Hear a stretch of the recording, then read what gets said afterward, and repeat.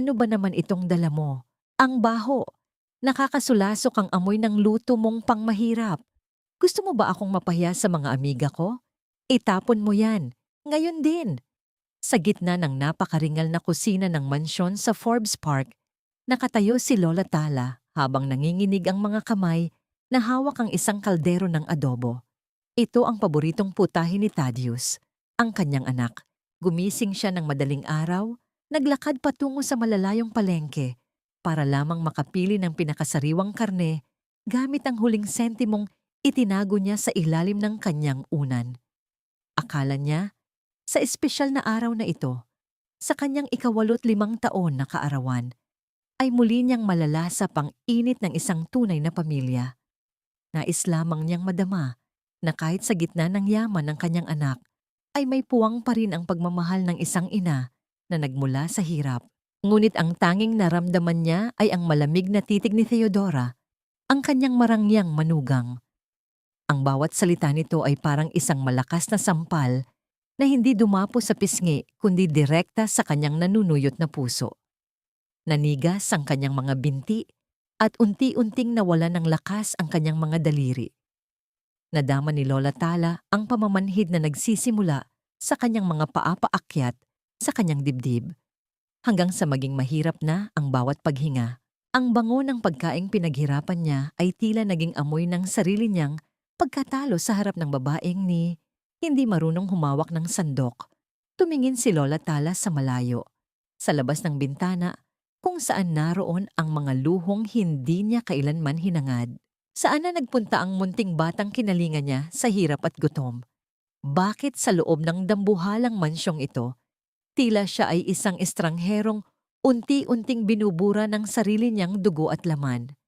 Narinig mo ba ako, Naitala? Huwag kang tatanga-tanga riyan. Ang dami ng bisita sa garden at ayaw kong makita nila ang hitsura mong yan na parang galing sa tambakan ng basura. Magpalit ka ng damit at siguraduhin mong hindi ka lalabas hanggat hindi kita tinatawag. You're just a stain in this party, okay? Muling asik ni Theodora habang pinupunasan ng kanyang mamahaling gown na tila ba nahawahan ng kung anong dumi. Yumuko na lamang si Lola Tala. Ang bawat hakbang niya palayo ay mabigat, tila ba may nakagapos na kadena sa kanyang mga paa. Habang naglalakad patungo sa silid ng mga katulong kung saan siya pansamantalang pinatitira, narinig niya ang malalakas na tawanan mula sa garden. Naroon ang mga kaibigan ni Theodora, ang mga sosyaladang akala mo'y mga anghel, sa gandang ngunit may mga pusong kasing tigas ng bato. Maya-maya pa, narinig ang ingay ng isang sasakyang pumarada sa harap ng mansyon. Isang luma at karag-karag na jeep ang tumigil at bumaba roon ang 3 matatandang babae na may dalang mga balot ng kakanin at isang maliit na cake. Sila ang mga kaibigan ni Lola Tala mula sa Tondo, ang mga taong nakasama niya sa pagtitinda ng isda noong bata pa, si Thaddeus. Ang kanilang mga mukha ay puno ng ngiti. Bit-bit ang kagalakang batiin ang kanilang kaibigan sa kaarawan nito. Ngunit bago pa man sila makapasok, hinarang na sila ni Theodora sa pintuan. Ang kanyang mukha ay namula sa galit at ang kanyang boses ay umalingaw-ngaw sa buong paligid. Sino ang nagpapasok sa mga dugyot na ito? Guard! Bakit may mga pulubi rito sa Forbes Park? This is a private party, not a charity event for the homeless. Theodora, iha, mga kaibigan ko sila. Mahinang sabat ni Lola Tala na lumabas mula sa anino ng pintuan. Inimbitahan ko sila para sa kaarawan ko. Tumawa ng nakakaloko si Theodora, isang tawang puno ng pang-uuri at poot. Birthday mo!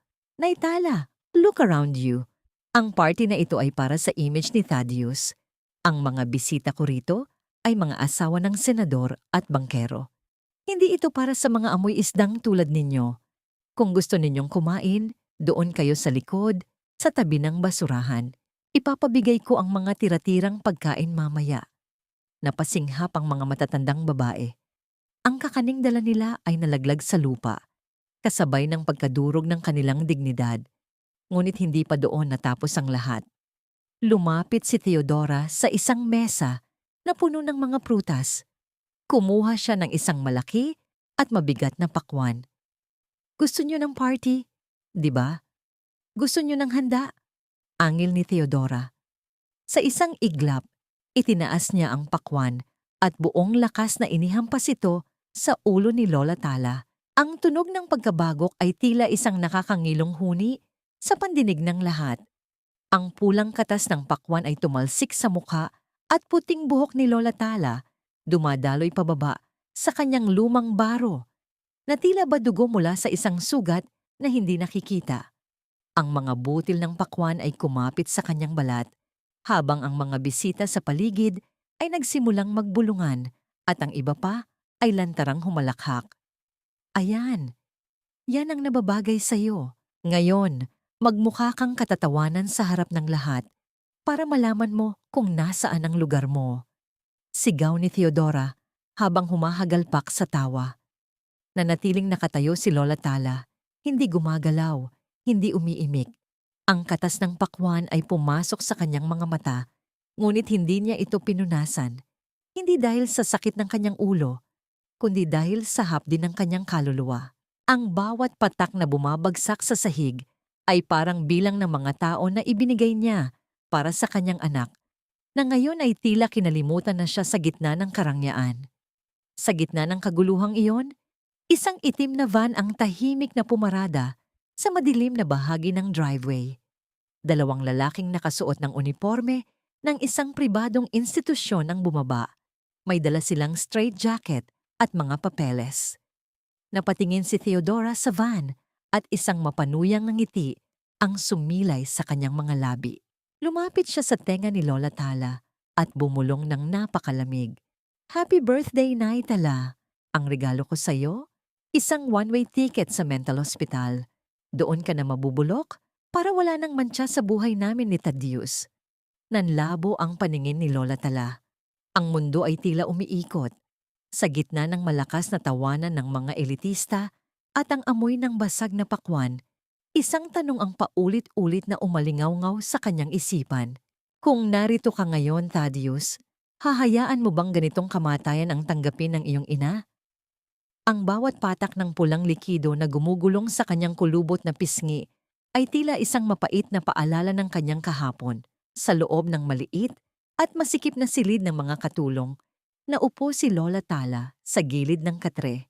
Kinuha niya ang isang basahang luma at sinimulang punasan ang malagkit na katas ng pakwan na nanunuyot na sa kanyang balat. Ang bawat haplos ng tela ay tila nagbubukas ng isang sugat na matagal na niyang pilit na ibinabaon sa limot. Tila bumalik ang kanyang gunita sa maingay at magulong eskinita ng tondo. 10 taon na ang nakalilipas. Ramdam pa rin niya ang tindi ng sikat ng araw na tumatama sa kanyang likuran habang pasan niya ang isang mabigat na bilao ng isda. Ang amoy ng dagat, ang putik sa kanyang mga paa, at ang walang katapusang hiyawan ng mga mamimili. Iyon ang kanyang mundo.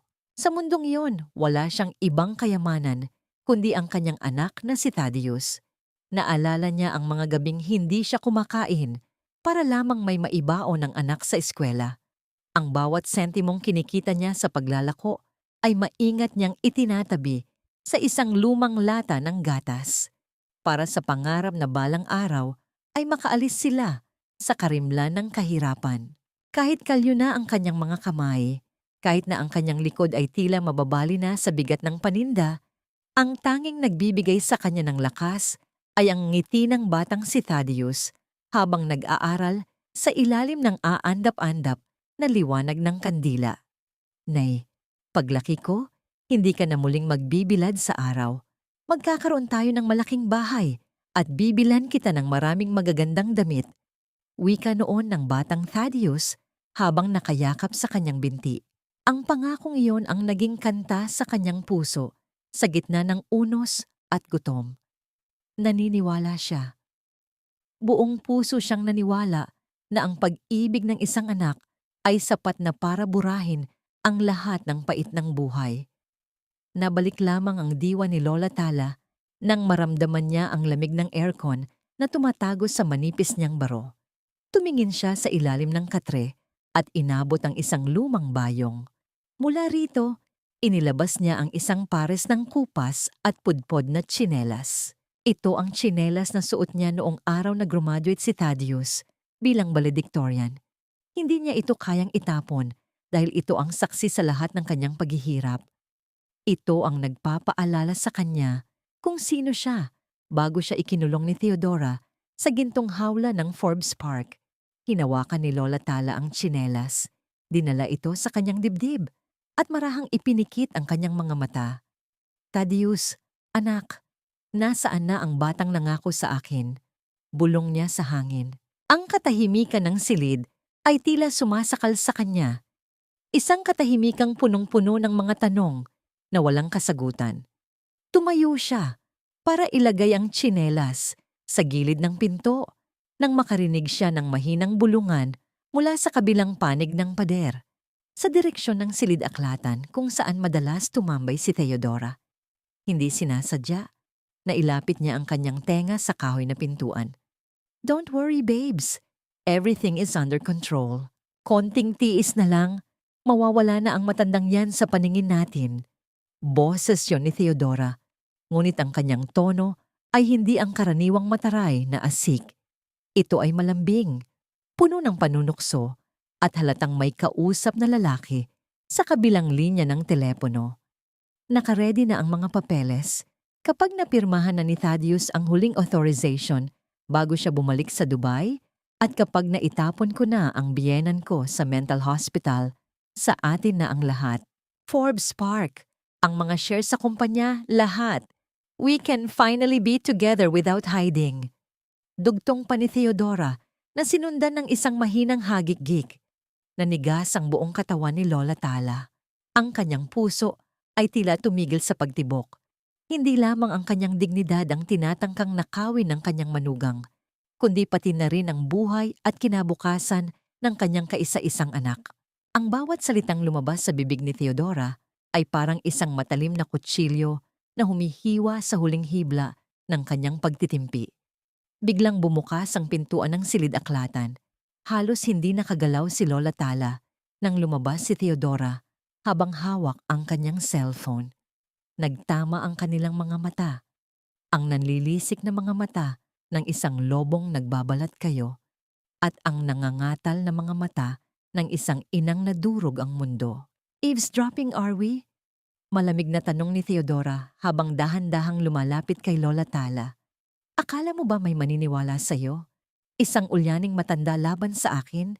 You're playing a dangerous game, Nay Tala. Hinawakan ni Theodora nang mahigpit ang braso ni Lola Tala.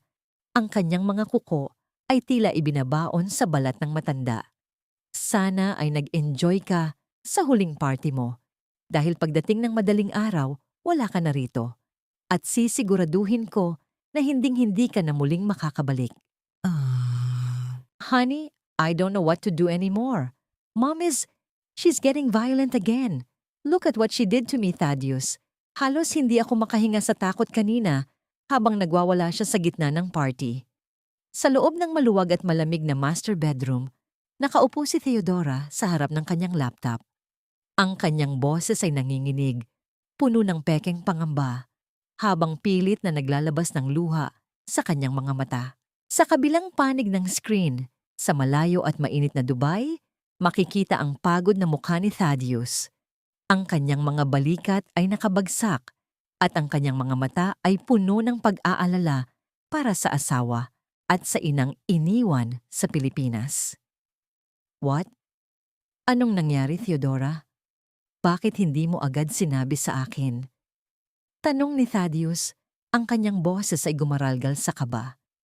Is Mom okay? Nasaan siya ngayon? She's in her room now, sleeping. Pero Thaddeus, it's not safe anymore.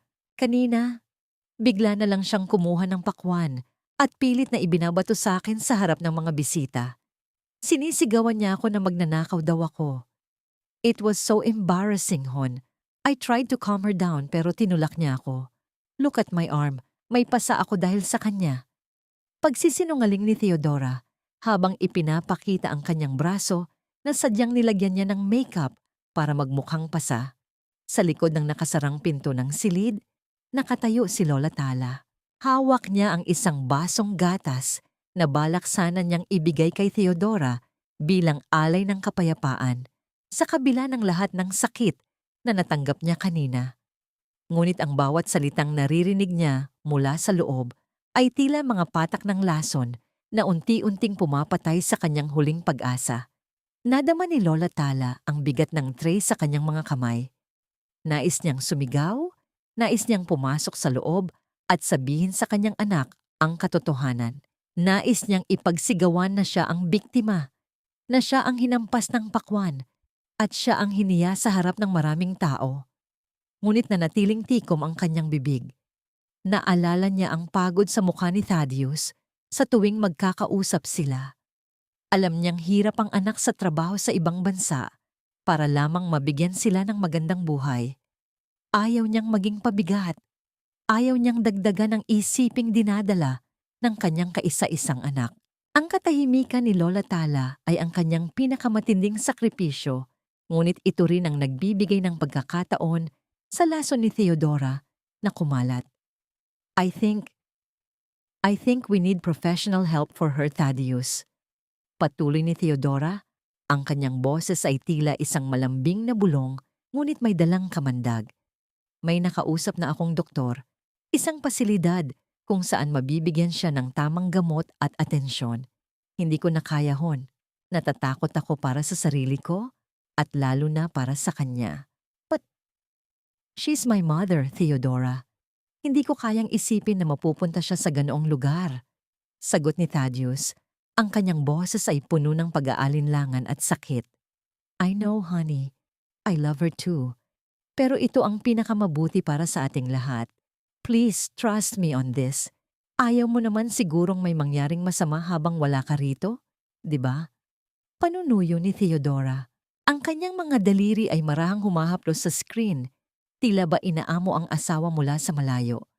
Sa labas ng silid, dahan-dahang binitiwan ni Lola Tala ang tray sa ibabaw ng maliit na mesa sa hallway. Ang bawat galaw niya ay maingat, tila ba natatakot na makalikha ng ingay na sisira sa marupok na kapayapaan ng mansyon.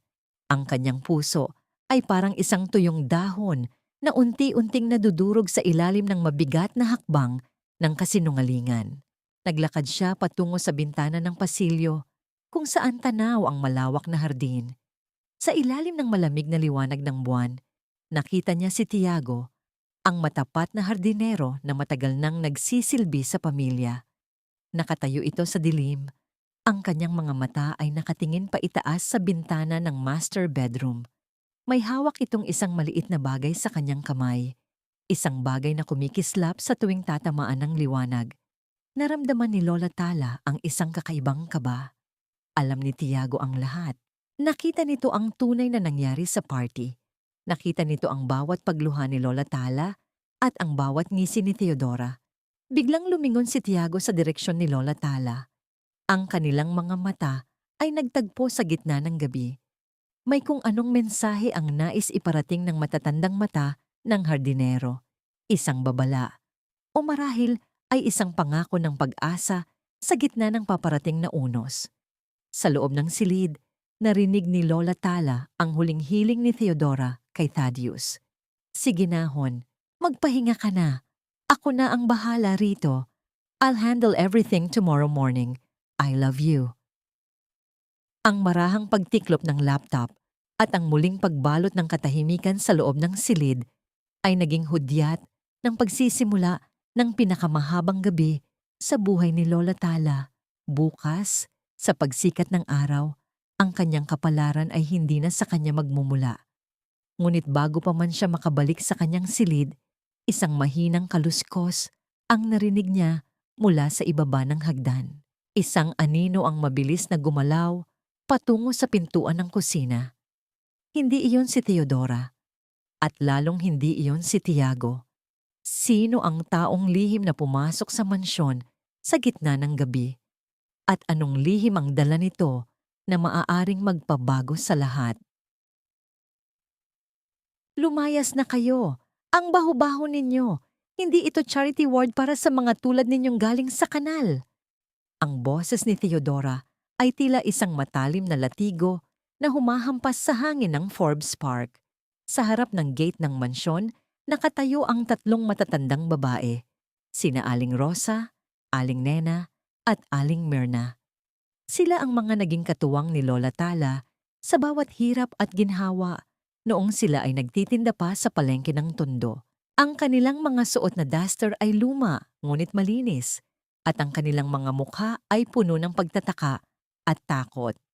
Hawak ni Aling Rosa ang isang supot ng mainit pang kakanin, habang si Aling Nena naman ay may dalang isang maliit na Tupperware ng adobo. Ang paboritong luto ni Lola Tala na ipinangako nilang pagsasaluhan sa araw na ito. Ito ang kanilang munting regalo, ang tanging kayamanan na kaya nilang ibigay mula sa kanilang kakarampot na kita. Nakatayo si Lola Tala sa gilid, nanginginig ang buong katawan habang pinapanood ang kanyang mga kaibigang hinihiya sa harap ng mga gwardya. Ang kanyang mga mata ay nanlalabo sa nagbabadyang luha. Nais niyang lumapit, nais niyang yakapin sila, ngunit ang bawat hakbang niya ay pinipigilan ng matinding takot kay Theodora. Theodora, pakiusap, mga kaibigan ko sila, malayo ang pinanggalingan nila. Para lang batiin ako. Mahinang pakiusap ni Lola Tala. Ang kanyang boses ay halos isang bulong na lamang sa gitna ng malakas na kaba. Kaibigan, Nay Tala, tignan mo nga sila. Amoy pawis, amoy usok, at amoy kahirapan. Nakakahiya kapag nakita sila ng mga kapitbahay nating milyonaryo. Guard! Bakit hindi niyo pa sila pinalalabas? Itapon niyo ang mga dala nilang basura. Asik ni Theodora, lumapit ang isang gwardya at pilit na kinuha ang supot ng kakanin mula kay Aling Rosa. Sa kagustuhang maipagtanggol ang kanilang regalo, nagkaroon ng kaunting tulakan. Ang supot ay nabutas at ang mga kakanin na pinaghirapang lutuin ay nalaglag sa maruming kalsada. Ang puting asukal at niyog ay kumalat sa semento na tila ba mga pangarap na dinurog sa isang iglap. Ang pagkain ko, ang regalo namin kay Tala, hagulgol ni Aling Myrna habang nakatingin sa lupang kinalalagyan ng kanilang pinaghirapan. Hindi pa doon natapos ang lahat. Kinuha ni Theodora ang Tupperware ng adobo at lantarang ibinuhos ang laman nito sa malapit na basurahan sa gilid ng gate. Ang masarap na amoy ng toyo at bawang ay humalo sa amoy ng nabulok na basura, isang simbolo ng kung paano itinuturing ni Theodora ang buhay ni Lola Tala. Ayan, doon nararapat ang mga bagay na galing sa inyo. Sa basurahan, malamig na sabi ni Theodora habang nakatingin ng diretso sa mga mata ni Lola Tala. Hindi na nakapagpigil si Lola Tala. Sa kauna-unahang pagkakataon, humakbang siya pasulong at hinawakan ng braso ni Theodora. Sobra na ito, Theodora. Tao rin sila. Sila ang tumulong sa akin noong wala kaming makain ni Thaddeus. Huwag mo silang tratuhin ng ganyan. Ang tunog ng palad na dumaan sa hangin ay gumaralgal sa katahimikan ng hapon. Isang malakas na sampal ang dumapo sa pisngi ni Lola Tala. Ang lakas ng impact ay nagdulot ng pagkahilo sa matanda at unti-unti siyang napaupo sa semento, katabi ng mga kakaning nagkalat. Huwag mo akong pagsasabihan. Sa bahay na ito, ako ang batas. At ikaw? Ikaw ay isang pabigat na dapat nang itapon kasama ng mga basurang ito. Sigaw ni Theodora, ang kanyang mukha ay tila isang demonyong nagngangalit sa galit. Napatingin si Aling Rosa sa kanyang kaibigang nakahandusay sa sahig. Ang sakit sa kanyang mga mata ay higit pa sa sakit ng pagkatalo. Tala, patawad. Hindi namin alam na ganito ang dinaranas mo rito. Akala namin ay masaya ka na. Dahan-dahang tumayo ang tatlong matanda. Bitbit ang kanilang nadurog na dignidad. Hindi sila lumaban. Hindi sila sumigaw. Ang kanilang katahimikan habang naglalakad palayo sa mansyon ay mas masakit pa sa anumang salita. Ang bawat hakbang nila palayo ay tila pagputol sa huling ugnayan ni Lola Tala sa mundong nagbigay sa kanya ng tunay na pagmamahal. Naiwan si Lola Tala sa gitna ng driveway, mag-isa at basag. Ang kanyang pisngi ay namumula at kumikirot, ngunit ang hapdi sa loob ng kanyang dibdib ay mas matindi. Tumingin siya sa kanyang mga kamay na puno ng alikabok at katas ng kakanin. Thaddeus, anak, ganito ba ang halaga ng buhay ko sa iyo? Bulong niya sa sarili. Ang kanyang tinig ay tila isang panalangin na pilit na umaabot sa langit, ngunit tila bingi ang tadhana sa kanyang hinagpis. Sa di kalayuan, mula sa likod ng malalaking puno ng mangga, nakatayo si Tiago. Ang kanyang mga kamao ay nakakuyom ng mahigpit at ang kanyang mga mata ay puno ng naglalagablab na puot habang nakatingin kay Theodora. May hawak siyang isang maliit na recorder sa loob ng kanyang bulsa. Isang recorder na kanina pa nakabukas at sumasamsam sa bawat salitang binitawan ng malupit na manugang. Habang papasok si Theodora sa loob ng mansyon na parang isang reyna, hindi niya napansin ang aninong nakatitig sa kanya mula sa dilim. Isang aninong handang itaya ang lahat para sa katarungang matagal nang ipinagkakait. Ngunit may isang bagay na hindi alam ni Tiago. Sa loob ng opisina ni Theodora, isang bagong plano ang nabubuo. Isang planong mas malupit at mas madilim kaysa sa mga naunang ginawa niya. Isang planong hindi lamang magpapatapon kay Lola Tala, kundi tuluyang magbubura sa kanya sa alaala ng mundo. Sa madilim na sulok ng dirty kitchen, malayo sa mga kumukutitap na chandelier ng mansyon, nakaupo si Lola Tala sa isang maliit na bangkito. Ang lamig ng gabi ay dahan-dahang gumagapang sa kanyang mga buto, ngunit ang mas matinding lamig ay nagmumula sa kanyang puso. Hawak niya ang kanyang namamagang pisngi. Ang hapdi ng sampal ni Theodora ay tila isang tatak ng kanyang pagiging alipin sa sarili niyang pamamahay. Isang mahinang kaluskos mula sa mga halaman sa labas ang bumasag sa katahimikan. Napalingon si Lola Tala. Ang kanyang mga mata ay puno ng kaba. Sa anino ng malalaking dahon ng gabi, lumitaw ang mukha ni Tiago. Ang kanyang mga mata ay alerto. Tinitingnan ang bawat bintana ng mansyon bago siya tuluyang lumapit sa matanda. Nay Tala, huwag kayong matakot. Ako ito, si Tiago, mahinang bulong ng hardinero. Ang kanyang boses ay puno ng paggalang at lungkot. Dahan-dahang lumapit si Tiago at may inabot na isang maliit na balot ng tinapay at isang baso ng malinis na tubig. Kain muna kayo, Nay. Alam kong hindi kayo pinakain ni Ma'am Theodora simula kaninang tanghali. Pasensya na kayo. Ito lang ang kaya kong maibigay. Nanginginig ang mga kamay ni Lola Tala habang tinatanggap ang tinapay. Isang maliit na piraso ng pandesal. Ngunit sa kanyang pakiramdam, ito ang pinakamasarap na pagkaing natikman niya sa loob ng mahabang panahon.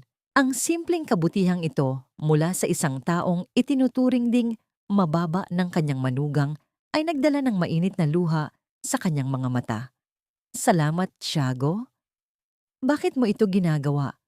Mapapahamak ka kapag nakita ka ni Theodora. Hikbi ni Lola Tala. Umiling si Tiago at tumabi sa matanda. Ang kanyang mukha ay naging seryoso at ang kanyang mga kamao ay muling nagkuyom. Hindi ko na masikmura ang ginagawa niya sa inyo, Nay. Nakita ko ang lahat. Nakita ko kung paano niya kayo hinya, kung paano niya itinapon ang regalo ng mga kaibigan niyo. Pero may mas malalim pa siyang ginagawa na hindi niyo alam. Mula sa kanyang bulsa, inilabas ni Tiago ang isang maliit na puting sobre. Maingat niya itong binuksan at inilabas ang ilang piraso ng litrato at isang tupi-tuping papel. Nay, tignan niyo ito. Noong nakaraang buwan, habang nag-aayos ako ng mga halaman sa likod ng gazebo, nakita ko si Ma'am Theodora na may kasamang lalaki. Hindi ito si Sir Thaddeus, mas bata at halatang may mas malalim silang ugnayan. Nanlaki ang mga mata ni Lola Tala habang tinitignan ang mga litrato sa ilalim ng malamig na liwanag ng buwan. Malinaw na makikita si Theodora na nakayakap sa isang lalaking hindi niya kilala. Sa loob mismo ng sasakyang binili ni Thaddeus para sa kanya. Ang mga ngiti ni Theodora sa litrato ay puno ng pagnanasa malayo sa matatalim na tinging ibinibigay niya sa kanyang biyenan. Hindi lang yan, Nay, patuloy ni Tiago. Ang kanyang boses ay naging mas mabilis. Ito naman ang mga dokumentong nakuha ko sa basurahan ng opisina niya. Mga bank statement na nagpapakita ng malalaking halaga ng pera na inilalabas niya mula sa kumpanya ni Sir Thaddeus. Inililipat niya ito sa isang account na hindi sa pamilya niyo. Pinagnanakawan niya ang sarili niyang asawa habang pinagmumukha kayong baliw sa harap niya. Nadama ni Lola Tala ang isang matinding panghihina. Ang katotohanan ay tila isang malaking alon na tumama sa kanya. Nilulunod siya sa gitna ng galit at takot. Ang anak ko, ang kumpanya ni Thaddeus, sisirain niya ang lahat ng pinaghirapan ng anak ko. Kaya kailangan nating lumaban, Nay. Huwag kayong papayag na dalhin kayo sa pasilidad na sinasabi niya bukas. Kapag napunta kayo doon, wala nang makakarinig sa inyo. Mawawalan na tayo ng pagkakataong mailigtas si Sir Thaddeus mula sa ahas na, yan, giit ni Tiago, ang kanyang mga mata ay nagniningning sa determinasyon. Pero anong magagawa ko, Tiago? Isang matanda lang ako. Walang naniniwala sa akin. Mapait na sagot ni Lola Tala. Naniniwala ako sa inyo, Nay. At ang mga ebidensyang ito ang magiging sandata natin. Itago niyo ito. Huwag niyo itong ipapakita kahit kanino hanggat hindi dumadating si Sir Thaddeus. Sabi ni Tiago habang ibinabalik ang mga litrato sa sobre at inilalagay ito sa loob ng baro ni Lola Tala. Ngunit bago pa man makasagot si Lola Tala, isang matalim na liwanag mula sa isang flashlight ang biglang tumama sa kanilang mga mukha. Ang tunog ng mga yabag ng sapatos sa semento ay mabilis na lumalapit. Kasunod ang isang boses na kasing talim ng labaha. Anong ginagawa niyo rito sa dilim? Tiago, Lola Tala, anong lihim ang pinag-uusapan ninyong dalawa? Lumalabas si Theodora mula sa anino ng pintuan ng kusina. Ang kanyang mukha ay nakakatakot sa ilalim ng liwanag ng flashlight. Ang kanyang mga mata ay nanlilisik. Tila ba nahuli niya ang dalawang magnanakaw sa loob ng sarili niyang teritoryo. Mabilis na itinago ni Lola Tala ang sobre sa loob ng kanyang baro, habang si Tiago ay tumayo ng matuwid para harangin ang manugang. Ang tensyon sa hangin ay tila isang kuryenteng handang sumabog anumang sandali. Ma'am, binibigyan ko lang po ng tubig si Nay Tala. Nauuhaw po kasi siya. Mahinahon, ngunit may halong kaba na sagot ni Tiago. Tubig? O baka naman lason ang ipinapakain mo sa kanya? O baka kung anong kwento ang isinusuksok mo sa utak ng matandang ito? Asik ni Theodora habang dahan-dahang lumalapit. Inagaw niya ang baso ng tubig mula sa kamay ni Tiago at itinapon ang laman nito sa paanan ng hardinero. Humarap si Theodora kay Lola Tala. Ang kanyang flashlight ay nakatutok ng diretsyo sa mga mata ng matanda. Nay Tala, anong itinago mo sa loob ng baro mo? Ibigay mo sa akin yan. Ngayon din. Ang kamay ni Theodora ay mabilis na dinaluhong ang dibdib ni Lola Tala. Pilit na kinukuha ang sobrang naglalaman ng kanilang huling pag-asa. Ibigay mo sa akin yan. Huwag kang magkunwaring bingi. Matanda ka. Ang sigaw ni Theodora ay yumanig sa bawat sulok ng madilim na kusina. Gamit ang kanyang mahahabang kuko, pilit niyang dinakma ang dibdib ni Lola Tala para kunin ang sobrang itinatago nito. Sa gitna ng takot at panghihina, nagkaroon ng lakas si Lola Tala na itulak ang kamay ng manugang.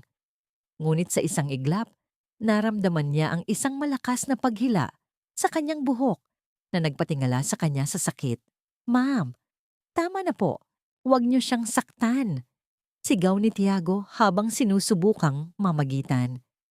Ngunit bago pa siya makalapit, dalawang malalaking gwardiya ang biglang lumitaw mula sa likuran ni Theodora at marahas na hinawakan ang mga braso ng hardinero.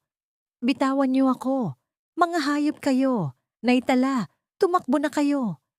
Muling sigaw ni Tiago habang pilit na nagpupumiglas, ngunit ang bawat galaw niya ay sinasagot ng malalakas na sikos sa kanyang sikmura. Tiago, Wag, maawa kayo sa kanya. Pagmamakaawa ni Lola Tala habang ang kanyang mga luha ay mabilis na dumadaloy sa kanyang mukha. Sa gitna ng kaguluhan, mabilis na nakuha ni Theodora ang sobre mula sa loob ng baro ni Lola Tala. Binuksan niya ito at nang makita ang mga litrato at dokumento, ang kanyang mukha ay naging kasing itim ng gabi. So ito pala ang pinagkakaabalahan ninyong dalawa? Nagmamarunong kayo? Akala niyo ba matatalo niyo ako sa ganitong paraan? Halakhak ni Theodora, isang halakhak na puno ng pangungutya at poot. Tiago, huling gabi mo na ito sa Forbes Park. Guard, kaladkarin niyo ang lalaking ito palabas ng gate at siguraduhin ninyong hindi na siya makakahinga sa paligid ng mansyong ito. Hindi, Tiago. Hikbi ni Lola Tala habang pinapanood ang kanyang tanging kakampi na kinakaladkad palayo sa dilim. Ang bawat daing ni Tiago ay unti-unting humina hanggang sa muling bumalik ang nakabibinging katahimikan ng mansyon. Humarap si Theodora kay Lola Tala, ang kanyang mga mata ay nanlilisik sa galit. At ikaw, Nay Tala, dahil masyado kang matanong at masyado kang madaldal, bibigyan kita ng sarili mong silid kung saan wala kang makakausap. Hinawakan ni Theodora ang braso ni Lola Tala at marahas itong kinaladkad patungo sa ilalim ng hagdan kung saan naroon ang isang maliit na imbakan ng mga gamit na hindi na ginagamit. Ang pintuan nito ay gawa sa mabigat na kahoy at may maliit na rehas sa itaas. Itinulak niya ang matanda sa loob na nagresulta sa pagbagsak ni Lola Tala sa malamig at maalikabok na semento. Ang tunog ng mabigat na pintuan na sumasara at ang pagpihit ng susi ay tila hatol ng kamatayan para kay Lola Tala. Ang dilim sa loob ng imbakan ay halos hindi mabutas ng kahit anong liwanag. Ang tanging naririnig niya ay ang kanyang sariling mabilis na paghinga at ang tunog ng mga daga na gumagalaw sa mga lumang kahon. Diyan ka nababagay, Nay Tala, sa gitna ng mga basura at alikabok.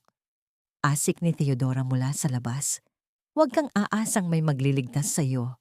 Bukas ng umaga, aalis ka na rito, patungo sa lugar kung saan hinding-hindi ka na makakaalala. Lumipas ang mga oras na tila mga taon para kay Lola Tala. Ang gutom at uhaw ay nagsimulang gumapang sa kanyang katawan. Sinubukan niyang kumatok sa pinto, ngunit ang tanging tugon ay ang malamig na katahimikan ng gabi. Ang hangin sa loob ng imbakan ay manipis at amoy na bulok na papel. Nadama niya ang pamamanhid ng kanyang mga binti dahil sa semento at ang kanyang paningin ay nagsimulang maglaro sa dilim. Sinisikap niyang alalahanin ang mukha ni Thaddeus, ang kanyang boses at ang kanyang mga pangako. Ngunit ang bawat magandang alaala ay tila nilalamon ng imahe ng basag na pakwan at ang tawa ni Theodora. Ang kanyang diwa ay unti-unting bumibigay sa bigat ng panghihina. Thaddeus, anak, ang kanyang tinig ay isa na lamang mahinang kaluskos sa katahimikan. Patawarin mo ako. Hindi na yata ako makakatagal. Nadama ni Lola Tala ang isang matinding pagkahilo. Ang kanyang ulo ay bumagsak sa kanyang mga tuhod. Sa gitna ng kanyang kawalan ng malay, tila narinig niya ang tunog ng isang malakas na makina ng sasakyan na pumasok sa driveway ng mansyon. Isang tunog na pamilyar, ngunit tila napakalayo sa kanyang kinaroroonan. Ito na ba ang van na magdadala sa kanya sa huling hantungan? O ito ba ang hudyat ng pagdating ng isang taong matagal na niyang hinihintay? Isang mahinang kalampag mula sa labas ng pinto ng imbakan ang bumasag sa kanyang huling kamalayan bago tuluyang lamunin ng dilim ang kanyang mundo. Theodora, nasaan si nanay? Bakit hindi siya sumasagot sa mga tawag ko? Ang boses ni Thaddeus ay umalingaw-ngaw sa malawak at bakanting foyer ng mansyon. Pagod ang kanyang mga mata, dala ang puyat mula sa mahabang biyahe mula Dubai. Ngunit ang mas matinding pagod ay nagmumula sa kaba na kanina pa kumakapit sa kanyang dibdib. Hindi siya nakatiis. Matapos ang huling tawag ni Theodora tungkol sa pagwawala ng kanyang ina, agad siyang kumuha ng pinakaunang flight pauwi. Hindi niya kayang manatili sa malayo habang nararamdaman niyang tila may mali sa kanyang tahanan. Nagulat si Theodora. Halos malaglag ang tasa ng kape na hawak niya nang makita ang asawa na nakatayo sa pintuan, bit-bit ang kanyang maleta. Mabilis siyang lumapit at nagpilit ng isang matamis na ngiti. Bagaman ang kanyang mga kamay ay lihim na nanginginig sa takot. Hon, bakit hindi mo sinabing darating ka na? I could have sent a car to the airport. Wika ni Theodora habang pilit na niyayakap ang asawa. Ang kanyang puso ay tumitibok ng mabilis. Tila isang tambol na nagbababala ng panganib. Si nanay, she's sleeping. Ibinigay ko sa kanya ang gamot na nireseta ng doktor para kumalma siya. Alam mo naman, nitong mga huling araw, naging delikado na ang mga kilos niya. Tumingin si Thaddeus sa paligid. Ang mansyon ay tila napakatahimik. Masyado itong tahimik para sa isang bahay na may naninirahang pamilya. Walang amoy ng nilulutong pagkain, walang ingay ng telebisyon, at wala ang karaniwang bati ng kanyang ina sa tuwing siya ay dumarating. Ang tanging naroon ay ang lamig ng aircon at ang mabangong pabango ni Theodora na tila pilit na nagtatakip sa kung anong amoy ng pagkabulok. Gusto ko siyang makita, Theodora. Puntahan natin siya sa silid niya. Giit ni Thaddeus habang humahakbang patungo sa hagdanan. Nohon, don't wake her up. Sabi ng doktor, kailangan niya ng tuloy-tuloy na pahinga para hindi mag-trigger ang anxiety niya. Kumain ka muna, magpahinga ka na rin, and we can talk to her tomorrow morning. Mabilis na harang ni Theodora. Humawak siya sa braso ni Thaddeus. Ang kanyang boses ay naging malambing at puno ng pag-aalala na sadyang ginagamit niya para paikutin ang asawa. Ngunit may isang bagay na hindi mapakali sa loob ni Thaddeus. Napansin niya ang isang maliit na bagay sa sahig. Malapit sa paanan ng hagdan. Yumuko siya at pinulot ito. Isang pudpod na tsinelas.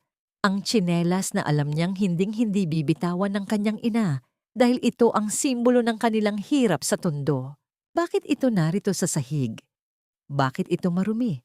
At tila natalsikan ng kung anong pulang likido. Bakit narito ang tsinelas ni nanay? At ano itong mantsa rito? Tanong ni Thaddeus. Ang kanyang mga mata ay naniningkit habang nakatingin sa asawa. Yan? Nahulog siguro ni nanay kanina habang sinusubukan niyang batuhin ako ng kung ano-ano. Sabi ko naman sa'yo, Thaddeus, she's not herself anymore. Hindi ko na alam kung paano siya papakalmahin. Muling pagsisinungaling ni Theodora habang pilit na inaagaw ang tsinelas mula sa kamay ni Thaddeus. Sa sandaling iyon, ang katahimikan ng mansyon ay nabasag ng isang napakahinang tunog. Isang tunog ng parang kuko na kumakalmot sa kahoy. Kasunod ang isang mahinang daing na tila nagmumula sa ilalim ng lupa. Napatitig si Thaddeus sa direksyon ng maliit na imbakan sa ilalim ng hagdan. Isang imbakan na dati ay puno lamang ng mga lumang gamit at walis, ngunit ngayon ay nakakandado ng mahigpit. Ano yon? Tanong ni Thaddeus. Ang kanyang boses ay naging mababa at puno ng babala. Wala yon, Hon. Baka daga lang o kaya yung mga gamit na natutumba sa loob. Pabayaan mo na. Tatawagin ko si Tiago mamaya para linisin. Sagot ni Theodora. Ang kanyang mukha ay namumutla na sa ilalim ng kanyang makeup. Muling narinig ang tunog, isang mahinang tinig. Halos isang bulong na lamang, ngunit sapat na para kilabutan ang buong pagkatao ni Thaddeus. Deus, anak. Ang bawat hibla ng buhok sa katawan ni Thaddeus ay tumayo. Ang boses na yon, ang boses na kumakanta sa kanya noong siya ay sanggol pa lamang. Ang boses na nagturo sa kanya ng bawat aral sa buhay ay tila sumisigaw mula sa loob ng madilim na piitan sa ilalim ng kanyang sariling hagdan. Humarap si Thaddeus kay Theodora. Ang kanyang mga mata ay naglalagablab sa galit na hindi pa niya kailanman naramdaman. Nasaan ang susi ng kwartong ito, Theodora? Ibigay mo sa akin ang susi. Ngayon din. Thaddeus, wait. Hon, let me explain. Ginagawa ko lang ito para sa proteksyon mo, para sa dangal natin. Sigaw ni Theodora habang pilit na humaharang sa pintuan ng imbakan. Ngunit hindi na nakinig si Thaddeus. Ang kanyang pagmamahal sa ina, na matagal nang pinigilan ng mga kasinungalingan ni Theodora, ay sumabog na parang isang bulkang handang tumupok sa lahat ng haharang sa kanyang landas. Itinulak niya ang asawa at kinuha ang isang mabigat na dekorasyon mula sa mesa. Sa isang malakas na paghampas, ang kandado ng imbakan ay nawasak. Lumilikha ng isang nakabibinging ingay na tila hudyat ng pagtatapos ng paghahari ni Theodora. Dahan-dahang bumukas ang pintuan. Mula sa loob ng madilim at mabahong silid, nakita ni Thaddeus ang isang anyong nakalumpagi sa semento. Ang anyo ng kanyang ina, marumi, nanginginig, at puno ng tuyong katas ng pakwan sa buong katawan. "Nay, nanay ko, anong ginawa nila sa inyo?" Ang tinig ni Thaddeus ay halos hindi lumabas sa kanyang lalamunan. Ang bawat salita ay tila isang malaking bara na pumipigil sa kanyang paghinga. Dahan-dahan siyang lumuhod sa malamig at maalikabok na semento ng imbakan. Ang liwanag mula sa pasilyo ay tumama sa anyo ni Lola Tala at ang nakita ni Thaddeus ay nagdulot ng isang matinding hapdi sa kanyang buong pagkatao na hindi niya kailanman malilimutan. Ang kanyang ina, ang babaeng nagbuwis ng buhay para lamang mapagtapos siya ng pag-aaral, ay nakalumpagi sa sahig. Ang kanyang puting buhok ay gusot-gusot at punong-puno ng tuyong malagkit na likido mula sa pakwan. Ang kanyang mga mata ay malalim at tila nawalan na ng kislap ng buhay. Ang kanyang mga kamay, na dati ay malalakas at laging nakahandang yumakap, ay nanginginig na ngayon habang pilit na itinatakip sa kanyang mukha. Tila ba natatakot na muling saktan?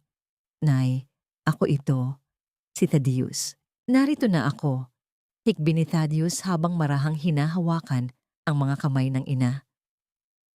Nang marinig ni Lola Tala ang boses ng anak, dahan-dahan siyang nag-angat ng tingin.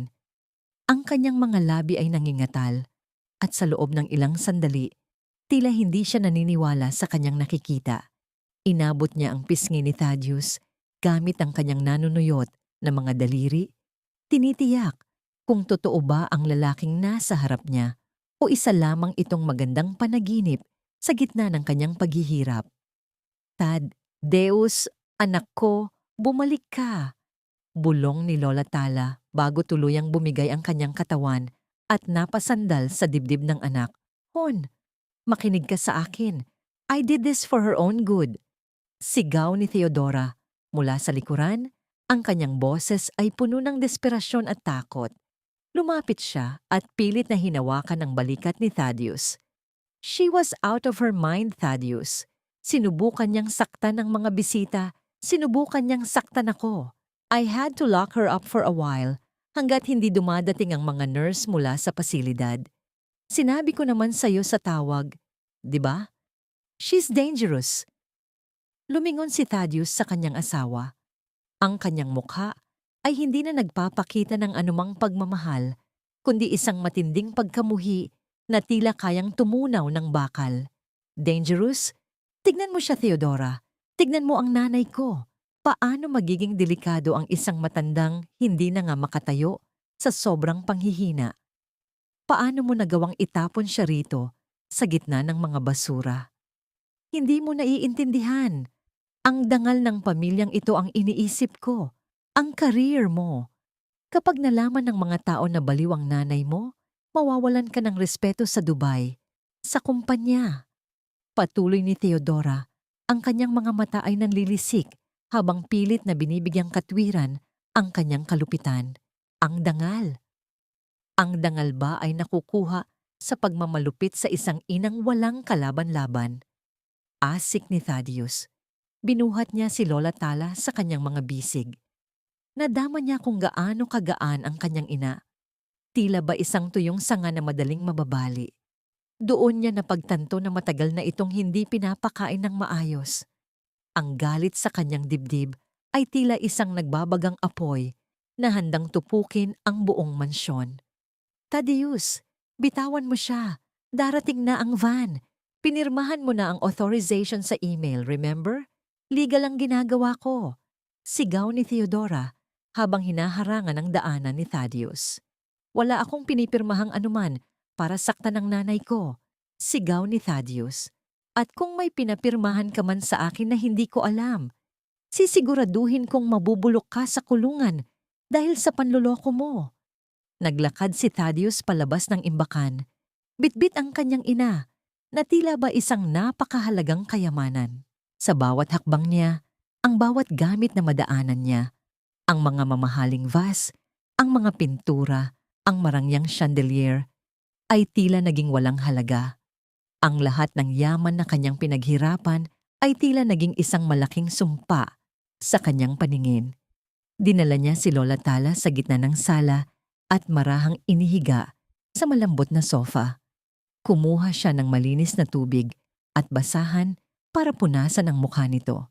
Habang ginagawa niya ito, isang malakas na tunog ng sirena ang narinig mula sa labas ng gate.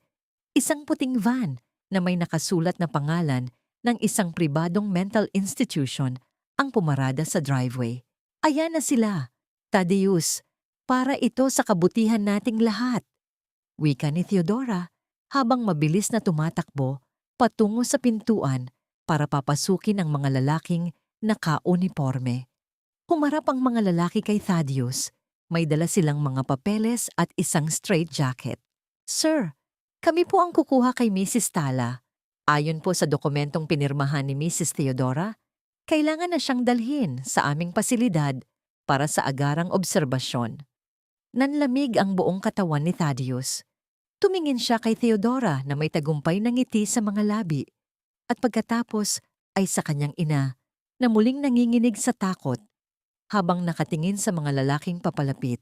Subukan ninyong hawakan ang nanay ko at sisiguraduhin kong hindi na kayo makakalabas ng buhay sa pamamahay na ito. Malamig na banta ni Thaddeus habang tumatayo sa harap ng kanyang ina. Ngunit bago pa man makagalaw ang sinuman, isang malakas na boses ang narinig mula sa likuran ng mga lalaki. Isang boses na puno ng kapangyarihan at katotohanan. Hindi po kailangan ang pasilidad ninyo. Ang kailangan ay mga pulis para arestuhin ang babaeng yan. Lumingon ang lahat. Sa pintuan ng mansyon, nakatayo si Tiago. Ang kanyang damit ay punit-punit at may bakas ng dugo sa kanyang labi. Ngunit sa kanyang kamay ay hawak niya ang isang maliit na recorder at isang makapal na sobre ng mga ebidensya. Kasunod niya ang isang opisyal ng pulisya na may dalang warrant.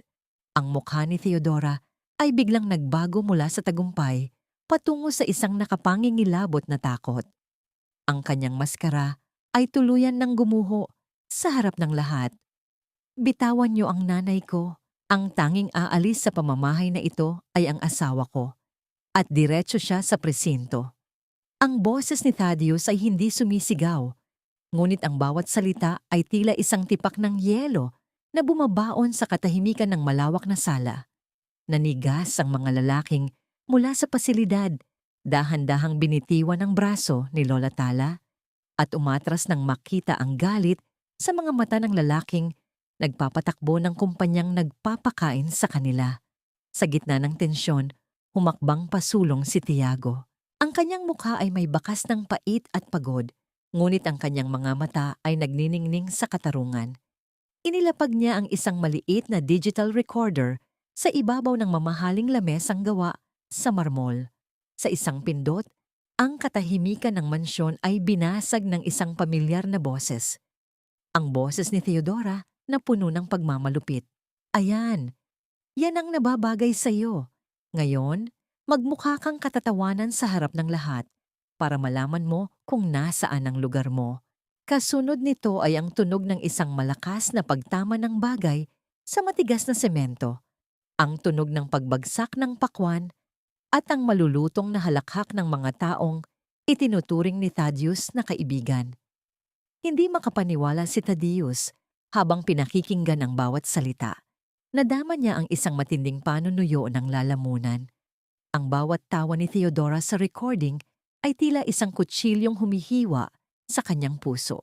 Tumingin siya sa kanyang ina na nakasandal sa sofa, nanginginig pa rin ang mga balikat habang nakatitig sa kawalan. Ang bawat hibla ng puting buhok ni Lola Tala na natutuyuan ng malagkit na katas ng prutas ay naging saksi sa kanyang kapabayaan bilang anak. Thaddeus, Hon, edited yan.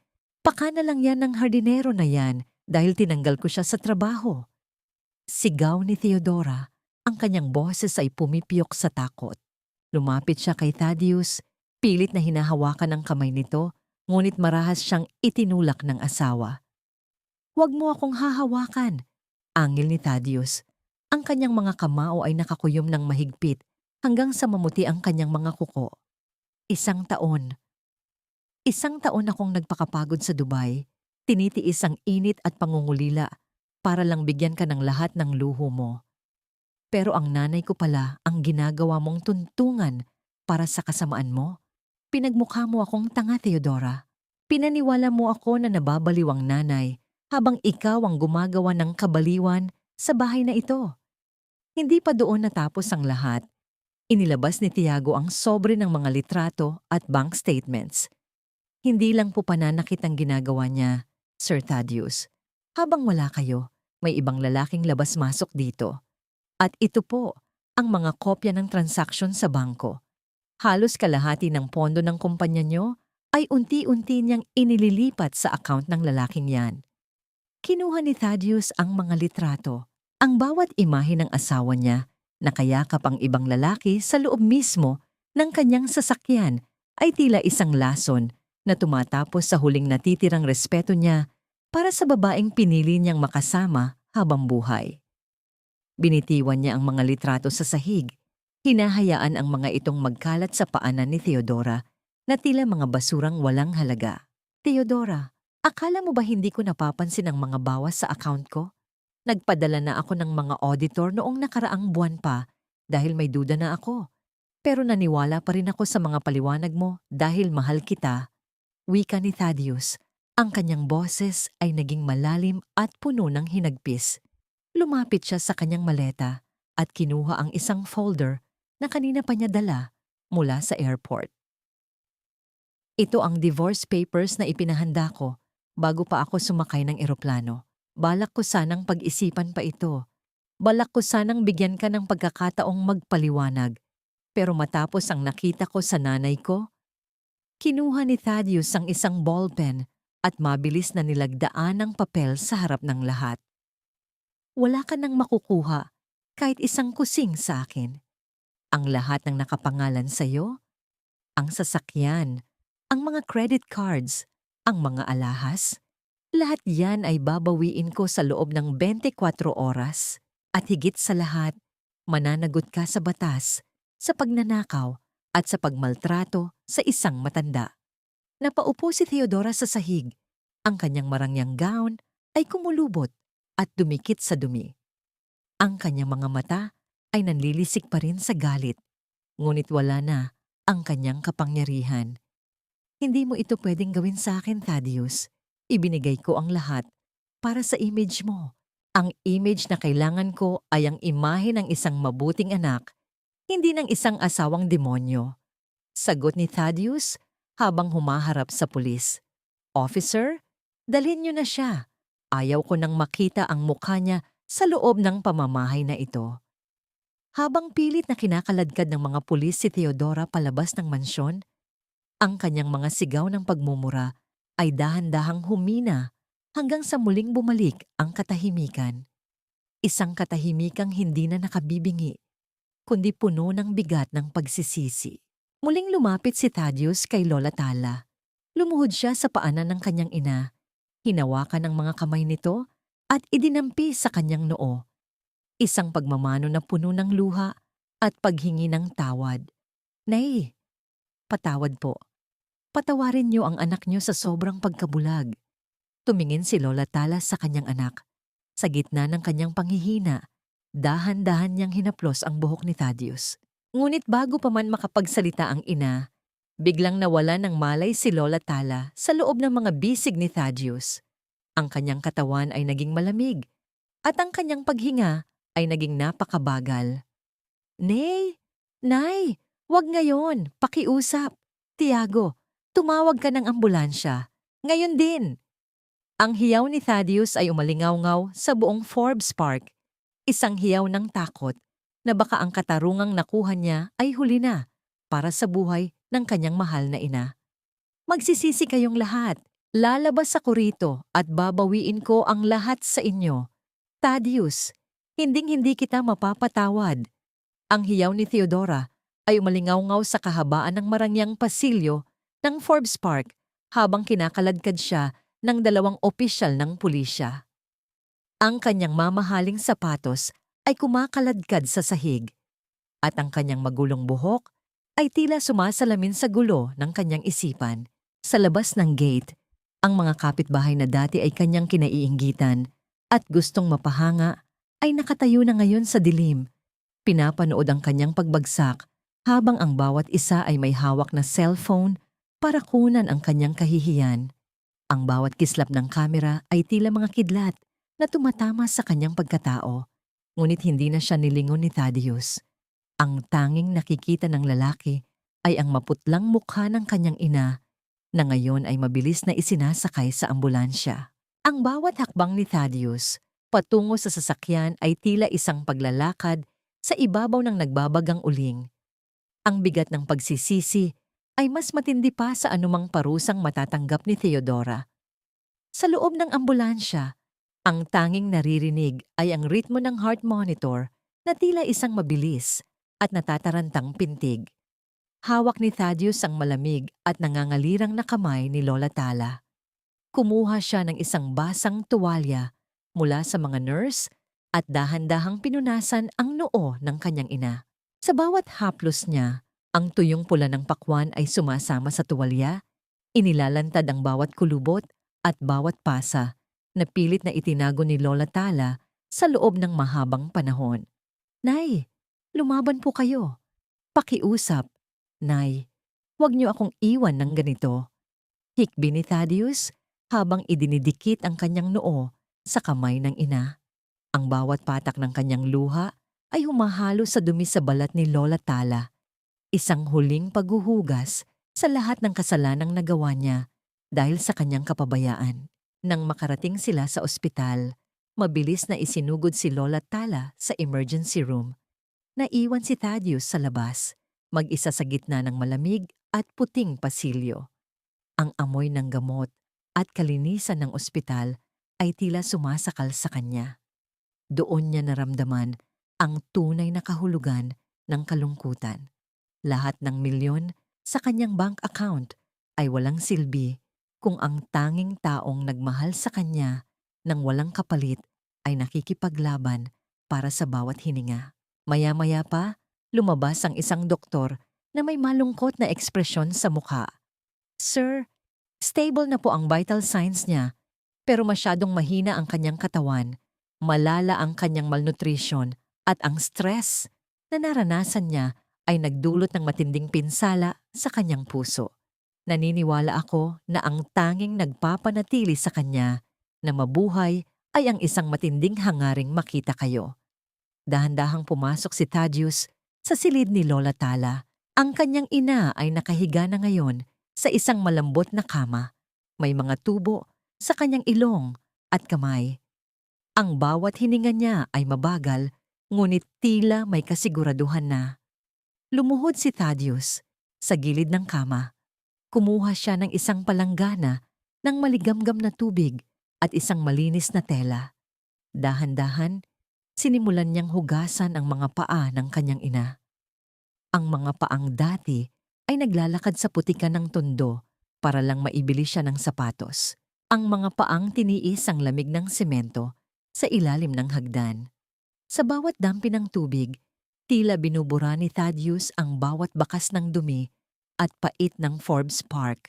Naramdaman ni Thaddeus ang isang marahang paggalaw ng kamay ni Lola Tala. Nagmulat ang matanda ng kanyang mga mata at bagaman malabo pa ang kanyang paningin, isang mahinang ngiti ang sumilay sa kanyang mga labi nang makita ang anak na nakaluhod sa kanyang paanan. Thaddeus, anak, mahinang bulong ni Lola Tala. Nay, narito po ako. Patawarin niyo po ako, sagot ni Thaddeus habang hinahalikan ang mga kamay ng ina. Hinding-hindi ko na kayo iiwan. Hindi na tayo babalik sa mansyong yon. Babalik tayo sa lugar kung saan tayo masaya. Tumingin si Lola Tala sa paligid at pagkatapos ay muling lumingon sa anak. Ang kanyang boses ay nanginginig, puno ng isang katanungang tila nagmumula sa kailaliman ng kanyang kaluluwa. Anak, ang adobo na niluto ko para sa iyo, naitapon ba? Ang simpleng tanong na yon ay tila isang mitsa na nagpasabog sa damdamin ni Thaddeus. Sa gitna ng lahat ng lupit at sakit na dinanas ni Lola Tala, ang tanging iniisip pa rin niya ay ang pagmamahal na nais niyang ibigay sa kanyang anak. Doon naramdaman ni Thaddeus ang tunay na kapangyarihan ng isang ina. Isang pag-ibig na hindi kayang patayin ng anumang pakwan, anumang pasilidad, o anumang kasamaan ng mundo. Habang nagpapatuloy ang gabi, nakatanggap si Thaddeus ng isang tawag mula kay Tiago.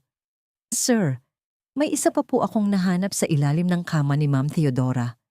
Isang dokumentong nakatago sa loob ng isang lumang safe. Mukhang ito ang dahilan kung bakit gustong-gusto niyang mawala si Nay Tala sa landas niya. Nagtama ang mga mata ni Thaddeus at ni Lola Tala. Ang katarungang nakuha nila ay simula pa lamang. Isang lihim ang nakatakdang mabunyag na magpapatunay na ang pagkatao ni Lola Tala ay higit pa sa inaakala ng lahat. Sino ba talaga si Lola Tala sa buhay ng pamilyang ito? At anong lihim ang itinatago ng Forbes Park na matagal nang ibinaon sa limot?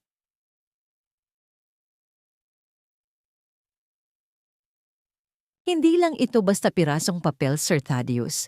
Ito ang katotohanang pilit na ibinaon ni Ma'am Theodora sa limot para manatili kayong alipin ng kanyang mga luho. Sa loob ng tahimik na silid ng ospital, iniabot ni Tiago ang isang luma at naninilaw na sobre. Nanginginig ang mga daliri ni Thaddeus habang binubuksan ito. Sa loob ay naroon ang isang orihinal na titulo ng lupa at isang huling testamento mula sa kanyang ama na matagal na niyang akalang walang iniwang anuman, kundi utang. Ngunit ang katotohanan ay mas masakit pa sa anumang kasinungalingan. Ang mansyon sa Forbes Park, ang mismong lupang kinatatayuan nito, at ang malaking bahagi ng shares sa kumpanya ay hindi pala sa kanya o kay Theodora. Ang lahat ng ito ay nakapangalan kay Lola Tala.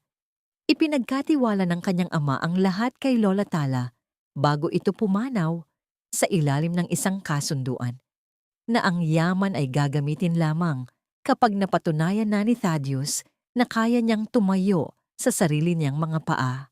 At sa loob ng maraming taon na natiling tahimik si Lola Tala, mas pinili niyang magtinda ng isda, mas pinili niyang magtiis sa hirap, at mas pinili niyang tratuhin bilang katulong sa sarili niyang bahay. Huwag lang maging hadlang ang yaman sa paghubog ng pagkatao ng kanyang anak.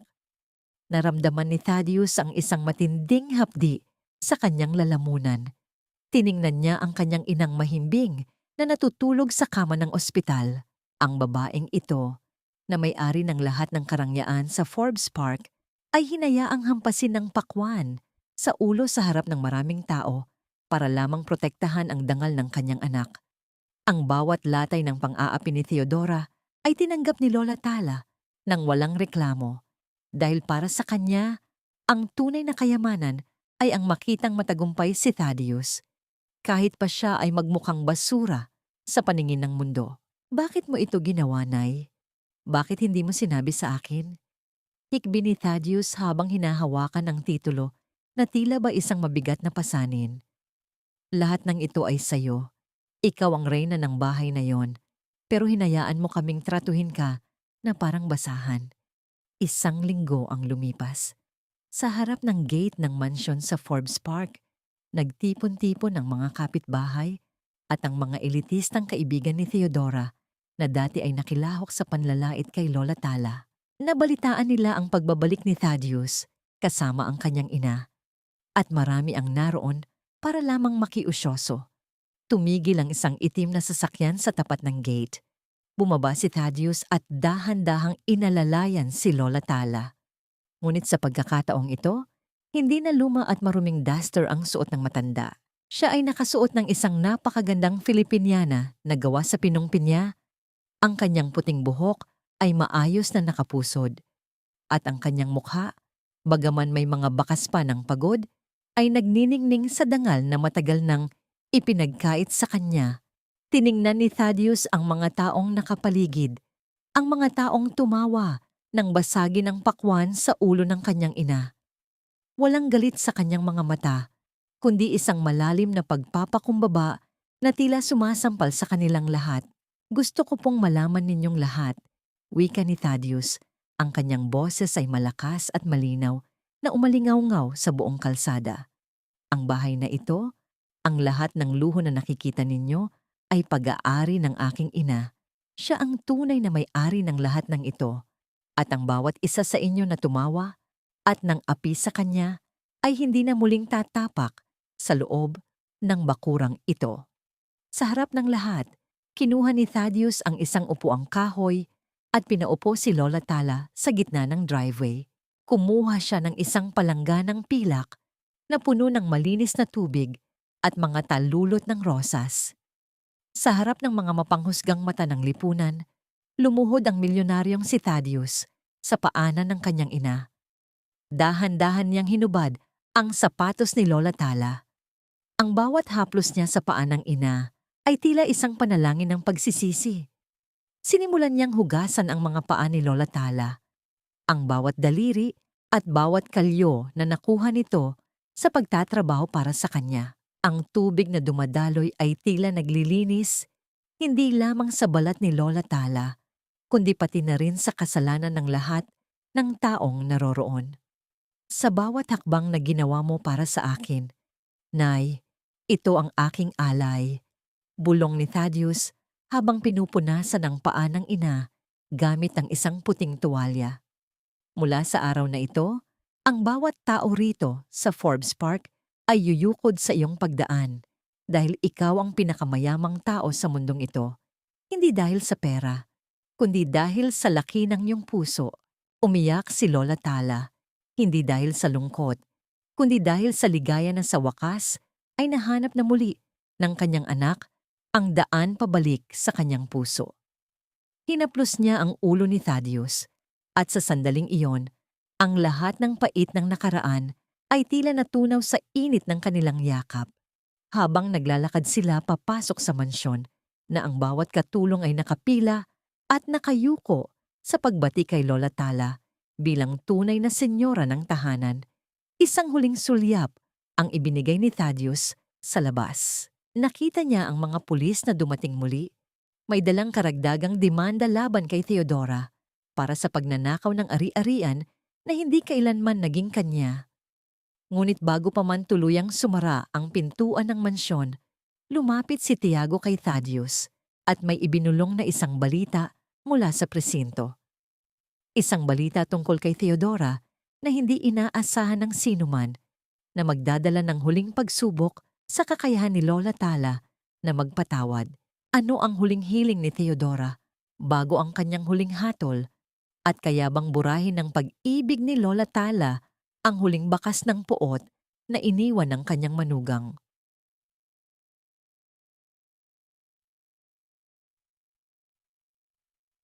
Hindi sapat ang rehas ng kulungan para ikulong ang isang pusong puno ng puot, pero sapat ang isang subo ng pagmamahal para buwagin ang anumang kuta ng kasamaan. Sa loob ng madilim at masikip na selda sa presinto, nakaupo si Theodora sa isang malamig na semento. Ang kanyang marangyang gown na dati ay simbolo ng kanyang kapangyarihan ay punit-punit na ngayon at puno ng mansya. Ang kanyang mga kuko na dati ay may mamahaling pintura ay baling-bali at puno ng dumi dahil sa pilit na pagkalmot sa pader ng selda. Wala na ang mga amiga, wala na ang mga alahas, at wala na ang kinang ng Forbes Park. Ang tanging natira sa kanya ay ang umaalingaw-ngaw na katahimikan ng kanyang sariling pagkatalo. Isang mahinang tunog ng pagpihit ng susi ang narinig niya mula sa bakal na pintuan. Inakala niya na ito na ang kanyang abogado o marahil ay isa na namang pulis na magtatanong, tungkol sa mga nawawalang pondo ng kumpanya. Ngunit nang bumukas ang pinto, nanlaki ang kanyang mga mata nang makita ang anyong pumasok sa loob. Si Lola Tala, kasama si Thaddeus, ay nakatayo sa harap ng rehas. Ang matanda ay nakasuot ng isang simpleng asul na duster, maayos ang buhok, at ang kanyang mga mata ay wala ng bakas ng takot. Sa kanyang kamay, hawak niya ang isang maliit na lalagyan ng pagkain na nakabalot sa isang malinis na tela. Anong ginagawa mo rito? Naparito ka ba para pagtawanan ako? Para saktan ako gaya ng ginawa ko sa iyo? Asik ni Theodora, ang kanyang boses ay pamaos at puno ng pait. Umatras siya sa sulok ng selda, pilit na itinatago ang kanyang maruming hitsura. Hindi sumagot si Lola Tala. Sa halip, dahan-dahan siyang lumapit sa maliit na bintana ng rehas at inilapag ang dala niyang pagkain. Marahan niyang binuksan ang takip at ang masarap na amoy ng adobo. Ang amoy ng bawang, toyo at pag-ibig ay agad na humalo sa mabahong hangin ng kulungan. Iha, dinalhan kita ng pagkain. Alam kong hindi ka pa kumakain ng maayos simula kagabi. Mahinang wika ni Lola Tala. Ang kanyang boses ay walang halong galit, walang bakas ng paghihiganti. Ito ay boses ng isang inang marunong umunawa sa kabila ng lahat. Napako ang tingin ni Theodora sa pagkain. Iyon ang mismong ulam na itinapon niya sa basurahan noong nakaraang araw. Iyon ang ulam na tinawag niyang pangmahirap at mabaho. Sa loob ng mahabang sandali, nanatiling tahimik ang lahat. Ang bawat segundo ay tila isang mabigat na timbang na pumapatak sa konsensya ni Theodora. Bakit, Naitala? Bakit mo pa ako pinapakain matapos ang lahat ng ginawa ko sa'yo? Hinampas kita ng pakwan. Ikinulong kita sa bodega. Ninakawan ko ang anak mo. Dapat ay galit ka sa akin. Sigaw ni Theodora bago tuluyang humagulgol ng iyak. Napaluhod siya sa semento. Ang kanyang mga balikat ay nanginginig sa matinding pagsisisi. Ang galit ay parang lason, Theodora. Kapag itinanim mo ito sa puso mo, ikaw rin ang unang mamamatay. Sagot ni Lola Tala habang ang kanyang mga daliri ay marahang humahawak sa malamig na bakal ng rehas. Hindi ako narito bilang biktima mo. Narito ako dahil tao ka rin na naligaw ng landas. Patawad na, iha. Patawad na sa lahat. Ang salitang patawad mula sa bibig ni Lola Tala ay tila isang malakas na kulog na nagpaguho sa huling pader ng kapalaluan ni Theodora. Doon niya naramdaman ang tunay na kapangyarihan ng matandang babaeng minaliit niya. Si Lola Tala ay hindi pala mahina dahil siya ay mahirap. Siya ay mas malakas sa lahat dahil marunong siyang magpatawad. Kinuha ni Theodora ang isang piraso ng karne gamit ang kanyang nanginginig na mga kamay. Sa bawat subo niya, ang bawat nguya ay may kasamang luha. Iyon ang pinakamasarap na pagkaing natikman niya sa buong buhay niya. Isang pagkaing hindi nabibili ng pera sa Forbes Park. Paglabas ng presinto, tumingin si Thaddeus sa kanyang ina. Nay, sigurado ba kayo sa desisyon niyo? Ibebenta na natin ang mansyon? Tumango si Lola Tala habang nakatingin sa malayo, sa direksyon kung saan sumisikat ang araw. Oo, anak. Ang mansyong iyon ay puno ng malulungkot na alaala. Ibigay natin ang bahagi ng pera sa mga foundation para sa mga matatanda sa Tondo. Magtayo tayo ng isang lugar kung saan walang inang makakaranas ng dinanas ko. At tayo, bumalik tayo sa isang maliit na bahay na may hardin, kung saan malaya tayong makakahinga. Ngumiti si Thaddeus at inakbayan ang kanyang ina. Sige, Nay. Kahit saan, basta magkasama tayo. At sa pagkakataong ito, ako naman ang magluluto para sa inyo. Habang naglalakad sila patungo sa kanilang sasakyan, isang huling sulyap ang ibinigay ni Thaddeus sa gate ng Forbes Park na unti-unting lumalayo sa kanilang paningin. Ang lahat ng yaman, ang lahat ng luho, at ang lahat ng pait ay iniwan na nila sa likuran. Sa harap nila ay ang isang bagong simula, isang buhay na hindi na nakasandig sa kinangan ng ginto, kundi sa init ng tunay na tahanan. Ngunit bago sila tuluyang makalayo, isang huling tawag ang natanggap ni Thaddeus mula sa kanyang kumpanya. Isang balitang magdadala sa kanila sa isang bagong yugto na hinding-hindi nila inaasahan na muling susubok sa tatag ng kanilang pamilya. Ang hapon ay mabagal at payapa sa munting bakuran ng kanilang bagong tahanan sa labas ng maingay na lungsod. Malayo na ito sa naglalakihang pader ng Forbes Park. Ngunit dito, sa ilalim ng malalagong dahon ng puno ng mangga, ay tila mas malawak ang mundong ginagalawan ni Lola Tala. Ang bawat simoy ng hangin ay amoy sariwang lupa at mga bulaklak ng sitsirika. Isang amoy na hindi nabibili ng anumang mamahaling pabango sa mall. Nakatayo si Thaddeus sa beranda, pinapanood ang kanyang ina na masayang nagdidilig ng mga halaman kasama si Tiago. Ang matapat na hardinero ay hindi na lamang isang empleyado. Siya na ngayon ang kanang kamay ni Thaddeus sa pagpapatakbo ng Tala Foundation, isang organisasyong itinayo nila para sa mga inabandunang matatanda sa Tondo. Ang bawat sentimong nakuha nila sa pagbebenta ng mansyon ay naging lunas sa gutom at lungkot ng maraming lolo at lola na dati ay walang masandigan. Nay, tama na po yan. Baka mapagod kayo. May suyong tawag ni Thaddeus habang lumalapit sa ina. Inagaw niya ang pandilig at marahang inakbayan ng matanda. Handa na po ang hapunan. Nagluto ako ng adobo, gaya ng turo niyo sa akin. Ngumiti si Lola Tala. Ang kanyang mga mata ay nagniningning sa kaligayahan. Wala na ang mga pasa sa kanyang braso. Wala na ang bakas ng malagkit na katas ng pakwan sa kanyang buhok. Ang tanging naroon ay ang kapayapaang matagal na niyang hinangad. Salamat anak. Alam mo, sa bawat subo ko ng luto mo, naaalala ko kung bakit ako nagtiis noon. Lahat ng hirap ay sulit na dahil narito ka na sa tabi ko. Sa loob ng kanilang bahay, ang hapagkainan ay payak ngunit puno ng init. Habang nagsasalo sila, hindi maiwasang sumagi sa isip ni Thaddeus ang naging kapalaran ni Theodora. Nabalitaan niya na sa loob ng kulungan, unti-unti na itong nagbabago at nagsisimulang tumulong sa mga kapwa bilanggo, isang bunga ng binhing itinanim ng pagpapatawad ni Lola Tala.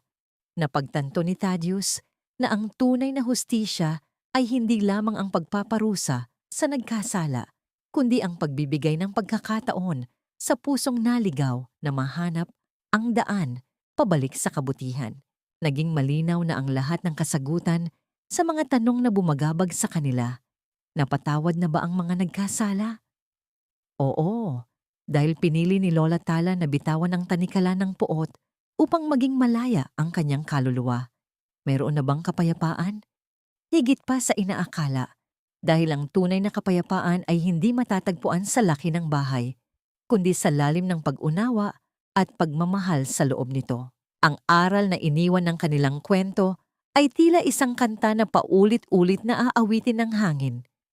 Ang yaman ay pwedeng makuha sa isang iglap at mawala sa isang kurap. Ngunit ang dangal at pagmamahal sa magulang ay isang kayamanang kailanman ay hindi mananakaw ng anumang kasamaan. Ang isang basag na pakwan ay naging simbolo ng pagkawasak. Ngunit ang muling pagbangon ni Lola Tala ay naging simbolo ng tagumpay ng kababaang loob laban sa kapalaluan. Habang lumulubog ang araw, nagdampi ang mga kamay ng mag-ina sa ibabaw ng hapag. Isang tahimik na panalangin ng pasasalamat ang namutawis sa kanilang mga labi. Sa mundong puno ng pagkukunwari, nahanap nila ang katotohanan sa pinakasimpleng bagay. Isang mainit na kanin, isang masarap na ulam, at isang pamilyang marunong lumingon sa pinanggalingan. Sa wakas, ang mapait na patak ng pakwan ay tuluyan ng napalitan ng tamis ng isang bagong simula. Isang simula na hinding-hindi na muling mabubura ng anumang unos dahil ito ay nakaugat sa pinakamatibay na pundasyon sa mundo, ang walang hanggang pag-ibig ng isang ina. Sa bawat paglubog ng araw, tinitiyak nito ang muling pagsikat ng isang bukas na mas maliwanag, mas payapa, at mas puno ng pag-asa para sa lahat ng pusong marunong magmahal. Maraming salamat sa bawat isa sa inyong nanatili at nakilakbay sa amin sa mahabang biyahe ng pamilya ni Lola Tala at Thaddeus. Ang inyong pakikinig hanggang sa huling sandali ay nagsisilbing mainit na yakap sa aming mga manunulat. Hindi naging madali ang paghabi sa kwentong ito. May mga gabi na ang aking panulat ay pansamantalang humihinto dahil sa tindi ng damdaming nananalaytay sa bawat pahina. Ang pagsulat sa eksena ng paghamak kay Lola, tala sa gitna ng party ay nag-iwan ng kirot sa aking sariling dibdib. Isang paalala kung gaano kalupit ang mundo, ngunit kung gaano rin katibay ang espiritu ng isang ina. Ang kwentong ito ay hango sa mga totoong hibla ng buhay na nakikita natin sa ating paligid. Mga sakripisyong madalas ay hindi nabibigyan ng pansin at mga pag-ibig na nananatiling tahimik sa gitna ng unos. Layunin ng kasaysayang ito na maging isang maliit na sulo sa dilim na nagpapaalala sa atin na ang pagpapatawad ay hindi kailanman naging tanda ng kahinaan. Ito ay isang binhi ng liwanag na kapag itinanim sa puso ay may kakayahang baguhin maging ang pinakamadilim na tadhana. Naniniwala ako na sa bawat isa sa atin ay may nananahan na Lola Tala. Isang pusong handang magtiis para sa mahal sa buhay. Ngunit sa huli, nais kong iwanan sa inyo ang isang katanungan na maaari ninyong pagnilayan. Sa gitna ng matinding sakit at kawalan ng katarungan, kaya mo rin bang magpatawad ng buong puso tulad ng ginawa ni Lola Tala? O sapat na ba para sa iyo ang makitang nagdurusa ang mga taong nagkasala sa iyo bago ka tuluyang lumimot? Kung ang kwentong ito ay nag-iwan ng munting bakas o aral sa inyong mga puso, huwag po sana ninyong kalimutang ibahagi ang inyong mga saloobin sa amin sa comment section. Ang inyong mga like, share at subscription ay nagsisilbing lakas at inspirasyon para sa amin na patuloy na lumikha ng mga dekalidad at makabuluhang kwentong tatalab sa inyong kaluluwa. Hanggang sa muli nating paglalakbay sa mundo ng mga salita, damdamin at katotohanan. Maraming salamat at pagpalain nawa ang inyong mga tahanan.